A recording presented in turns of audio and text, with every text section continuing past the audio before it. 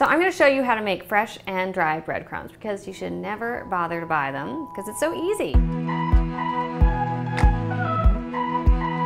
I'm going to show you 3 different ways to do it.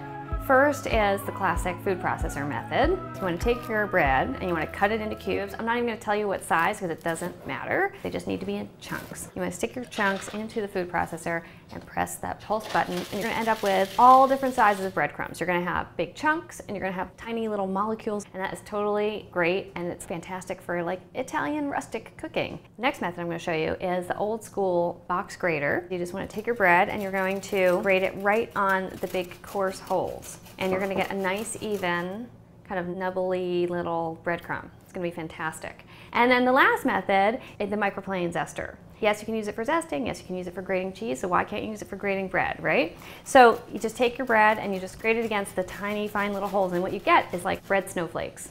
Now, that's fresh breadcrumbs. If you want dried breadcrumbs, take those fresh breadcrumbs and you spread them on a baking sheet, and just by shaking the baking sheet, it spreads them evenly into one thin layer. Stick them in a 250-degree oven for, I don't know, 10 minutes maybe, just keep checking.